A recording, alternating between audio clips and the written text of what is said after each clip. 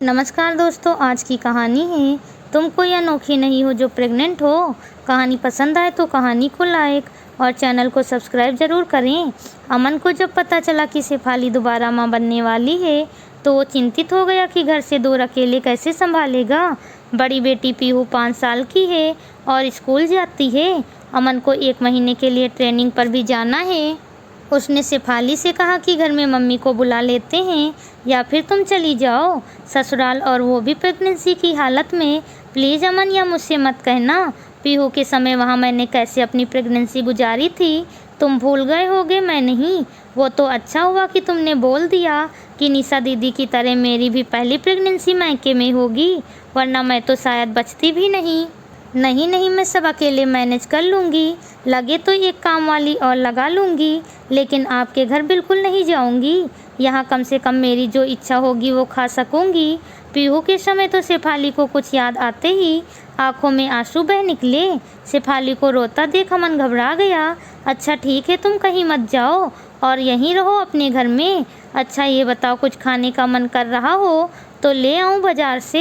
हाँ बिल्कुल, आप मेरे लिए तिवारी के यहाँ के गरम समोसे और मावा जलेबी ले आइएगा। इस पीहू ने तो मुझे पूरे 9 महीने कुछ खाने नहीं दिया सिवा दही और रोटी के। अब देखना है कि ये बेबी कुछ खाने देगा या फिर अपनी दीदी की तरह उल्टी ही करवाएगा। शेफाली भी मुस्कुराते हुए बोली। अमन बाजार चला गया और शेफाली ने पीहू को बताया तो वो सुनकर खुश हो गई। सच्ची मम्मी, मैं दीदी बनने वाली हूँ। मम्मी आप टेंशन मत लेना, मैं अब बड़ी हो गई हूँ और आपका अच्छे से ख्याल रखूँगी। पीहू की समझदारी बातें सुनकर शेफाली निश्चिंत हो गई कि वो अपनी प्रेगनेंसी संभाल लेगी। पीहू अपने कमरे में अपनी डॉल को बताने चली गई और वो 6 साल पहले अतीत में खो गई।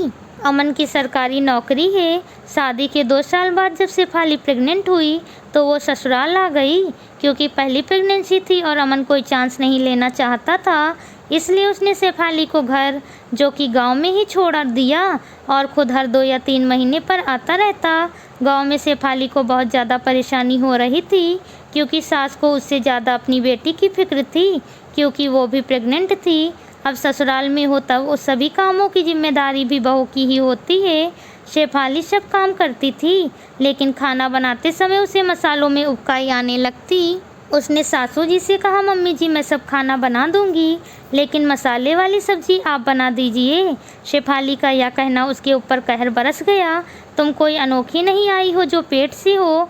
मैंने भी 5 बच्चे जने हैं घर का काम करते करते। शेफाली के लिए प्रेगनेंसी एक सज़ा बन गई। एक तो ससुराल गांव में, जहां शाम 5 बजते ही लाइट चली जाती और सुबह 4 बजे आती।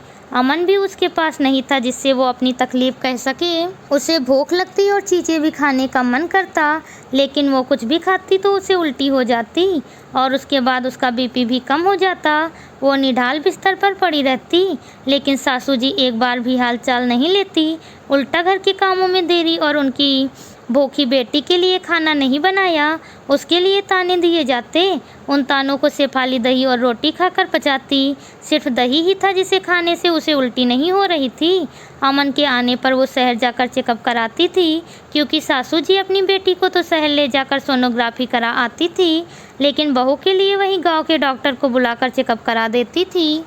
7वां महीना था। अमन के साथ जाकर शेफाली ने जब चेकअप कराया तो डॉक्टर ने उसे पूरी तरह से बेड रेस्ट करने को कहा और साथ ही चेतावनी दी कि ज़रूरत से ज़्यादा काम करने से बच्चा बहुत नीचे आ चुका है और ठीक से खुराक नहीं मिलने के कारण जच्चा और बच्चा दोनों ही कमज़ोर हैं।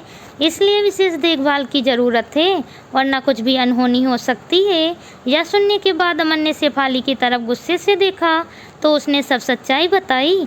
घर आकर अमन ने अपनी मम्मी से कह दिया कि जब निशा की पहली प्रेगनेंसी मायके में हो रही है तो शेफाली की भी मायके में होगी। शेफाली को मायके पहुंचा दिया और सासू जी से शेफाली के प्रति अपनी मम्मी के खुश्क व्यवहार के लिए माफ़ी मांगी। मायके में माँ और छोटे भाई बहनों के साथ खुशहाल माहौल में शेफाली अपनी प्रेगनेंसी को लेकर खुश रहने लगी, लेकिन खाना अभी भी दही और रोटी ही खा रही थी।